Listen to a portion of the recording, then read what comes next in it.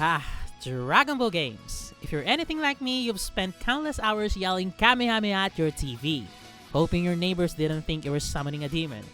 But now we've got Dragon Ball Sparking Zero, the newest kid on the block. Is this the next Super Saiyan of DB games or just another Yamcha level flop? Is this the ultimate revival we've been waiting for? Or just another attempt to cash in on nostalgia? To find out, let's dive in.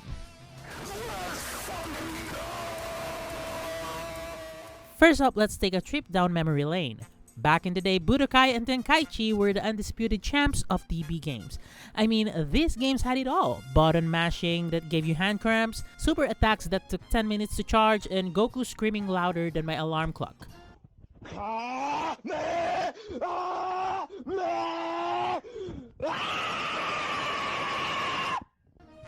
Budokai was revolutionary at that time. It had that sweet cel-shaded art style that made you feel like you were in the anime at the time. Without the threat of getting blown up by Vegeta, of course. Then came Tenkaichi, where you could fly around the battlefield throwing energy blasts like Oprah giving out cars. You get a Kamehameha and you too would get a Kamehameha. Then in 2015, we got Xenoverse, and fans went wild. It brought a fresh twist to the arena fighter genre, blending it with RPG elements. A new arena fighting Dragon Ball game, and a lot of people found some similarities within this game and the Tenkaichi series that it seems like they are Fred and George from Harry Potter. Sorry, that's bad. Heck, Xenoverse even explored a lot of new stuff that Tenkaichi doesn't have. The most notables are the custom characterization. So basically, you can design your own character based on your own preference. So you can make them white as fuck, you can make them black, you can make them look Asian, I guess. And you can also choose between different races like Namek, Earthlings, or Saiyans, etc. And at that time, it's actually innovative. I mean, where else could you make a pink-haired Goku clone with a side of Karen attitude? Oh wait. Never mind. And the next notable feature is the multiplayer mode, wherein more than 2 players can enter a single match. This mode allows a co-op battle, which also allows raid bosses, and not gonna lie, fighting raid bosses with your friends are quite fun. Like slapping your pain on the ass teacher who always gives homework when you were still kids, you know? And let's not forget, in 2020, they released Kakarot. It's basically the DBZ's fan dream. An RPG that retells the anime story, although it's for like the millionth time already. But hey, at least it was during the pandemic when we had nothing better to do. Sure, the grinding was real, but the cutscenes were so spot on. It was like reliving the anime, just with more thumb pain. Kakarot to me is the best DB game when it comes to storytelling. They really captured almost every cutscenes as it is from the anime. Well, as long as you can get past the tedious grinding aspect of JRPG, then for sure you will enjoy that game. And for our special mention, which is the Dragon Ball Fighters, I mentioned it here because the art style of Fighters, congrats to Arc System, they really did a great job of replicating and almost close to the anime look of the graphics.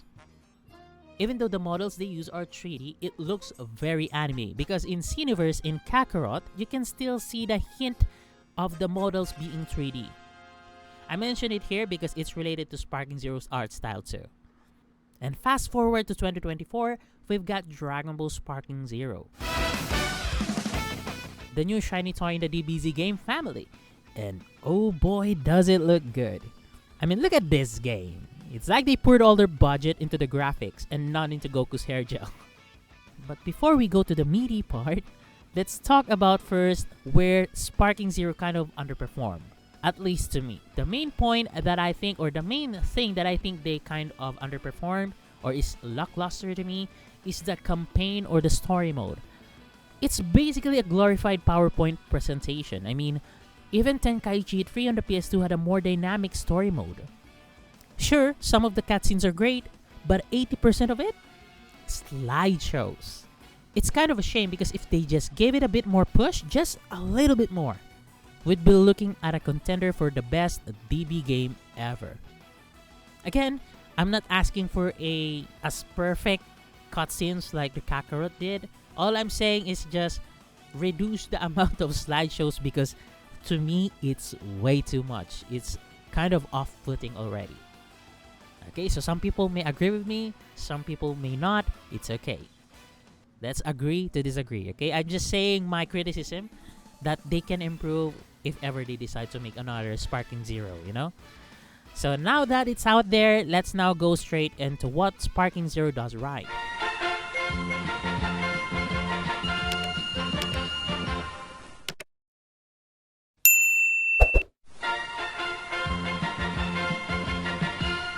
First of all, the combat. Oh man, the combat is smooth. It's like Tenkaichi but on steroids. You can break stuff mid-battle. Finally, I can toss my opponent through a mountain and not feel guilty. Because, you know, in games, mountains and other buildings grow back, right? Plus the character roster, it's insane. It's insane! Sure, Xenoverse might have a few more characters, but for a game fresh as this, especially during its pre-release and debut, Sparking Zero gives us a ton of fighters out of the gate. No DLC behind paywalls, nonsense yet. They even made the mechanics more complex by adding all Tenkaichi's unique mechanics into one. For example, Raging Blast Beam Deflect was not in BD3, but they added it in Sparking Zero. They even made the movement highly dynamic with a much faster 3D movement to give a more Dragon Ball anime feel to us fans. And I guess the biggest selling point of the game is how they build it from the Tenkaichi's legacy.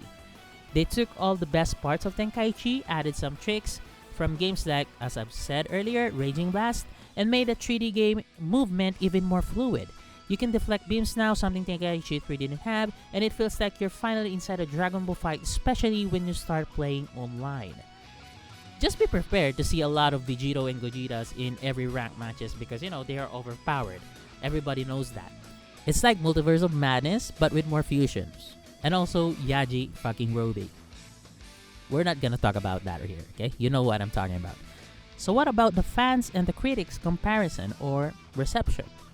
Let's check it out with some of this that I've gathered online. So some fans are losing their minds over how epic this game looks, calling it a masterpiece, a true successor. That's big. And kind of valid because the game looks good. And they really improve a lot from the previous games.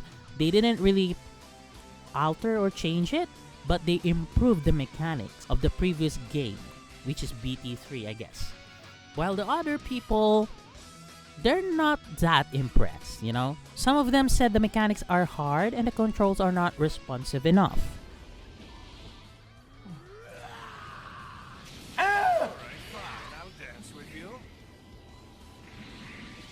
I don't get it!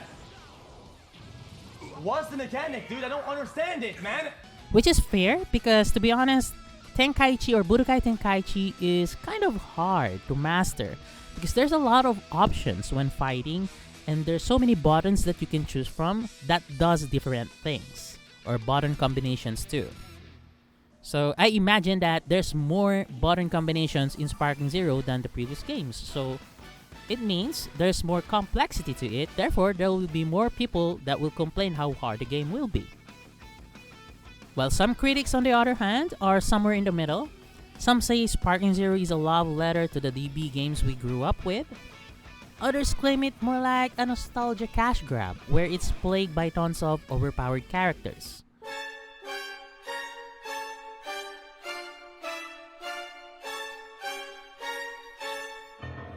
And yeah, that is true, the game isn't really balanced.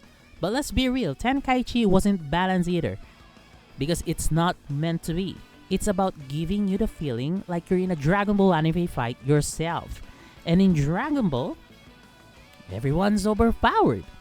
So with all this yapping, what's the verdict? Is Sparking Zero the next great DB game or just a nostalgia trip designed to make us forget about Dragon Ball Evolution? You know what, honestly, Sparking Zero is a blast. It's like meeting your childhood hero and realizing, hey, they haven't become an NFP yet. It might not be perfect, but it brings just enough Tenkaichi nostalgia while adding new features to keep both longtime fans and newcomers hooked. It's not going to revolutionize the DB games, spoiler, but you know what? Does it really need to? Sometimes we just want a solid tribute to what came before it. And Sparking Zero delivers that. Also, hey, if it keeps you entertained, that's what matters, right? So what do you think? Is Dragon Ball Sparking Zero the next king of DB games, or did the classics do it better? And at this point in time, we are just lucky and happy that as a fan of Dragon Ball Tenkaichi, we get to witness this new installment from the franchise. Because let's face it, it's been a long time. We are fortunate enough to be alive and to witness this and to play this. That's why now is the time to be alive for all the Dragon Ball fans out there. That is shit!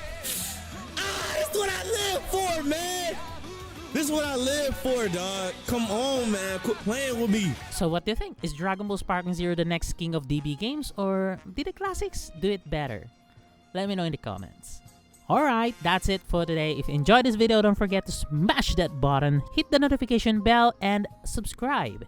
Because if you don't, well, I'll just send Yamcha to your house with a special delivery of disappointment. You don't want that, right? Anyways, thanks for watching, and see you next time.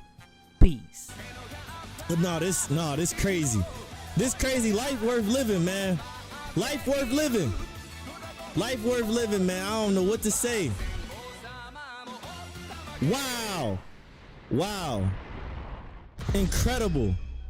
Incredible opening, man. Incredible opening.